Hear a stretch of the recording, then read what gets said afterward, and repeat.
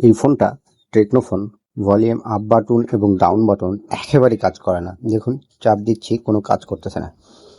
তো এই সমস্যাটা সমাধান করে আজকের এই ভিডিওতে দেখাবো। যদি ভিডিওটা ভালো লাগে আর চ্যানেলটাতে নতুন হয়ে থাকেন তাহলে অবশ্যই চ্যানেলটাকে সাবস্ক্রাইব করবেন এবং পাশে থাকা বেল বাটনটি বাজিয়ে দেবেন। আর ভিডিওটা ভালো লাগলে অবশ্যই একটা লাইক, একটা কমেন্ট ও শেয়ার করে আপনার অন্য বন্ধুদের মাঝে ছড়িয়ে দেবেন। তো কাজটা করার জন্য আমি মাদারবোর্ডটাকে সর্বপ্রথম বডি থেকে আলাদা করে নেব, কারণ বডি থেকে আলাদা না করে কাজ করতে গেলে অনেক সময় একটু অসুবিধা হয় বা কাজের মানটা ঠিক হয় না।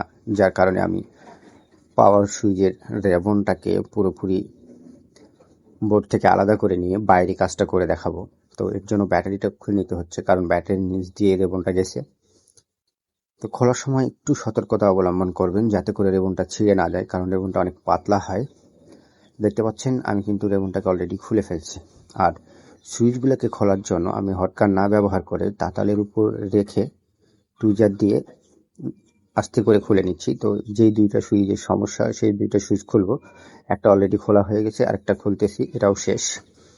এরপর যা করব সেটা হচ্ছে সুইচগুলোকে একটু ভালো করে ঝালাই করে নিচ্ছি এবং সুইচের জায়গাগুলোতে একটু রাং লাগিয়ে নিচ্ছি, কারণ রাং লাগালে ইয়াগুলো নরম হয় এবং সুইচগুলো পারফেক্টভাবে বসে।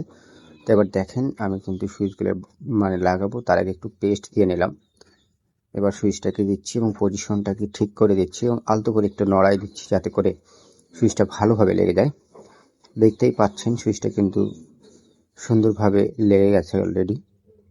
তো এইভাবে করেই কিন্তু সুইচগুলোকে লাগাতে হয়। আপনারা যদি কাজ করেন তাহলে অবশ্যই এইভাবে করার চেষ্টা করবেন, তাতে করে সুইচ নষ্ট হওয়ার কোনো সম্ভাবনা থাকে না। কারণ আরেকটা জিনিস খেয়াল রাখবেন, তাহলে যদি হিট বেশি থাকে তাহলেও কিন্তু সুইচগুলো পুড়ে যায়, যতই সুইচে সরাসরি হিট না পাক।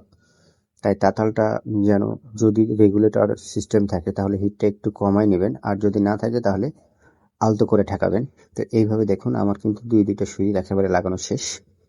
এবার সুন্দর করে পরিষ্কার করে দেব, পরিষ্কার করে ফিটিং করব। তো পরিষ্কার করা শেষ, এবার একটু আঠা দিয়ে নিচ্ছি এবং ভেতরের পাশটা শুধু লাগাচ্ছি যেখানে কানেক্টরটা থাকে। এরপর মাদারবোর্ডটা সুন্দর করে ফিটিং করে দিচ্ছি।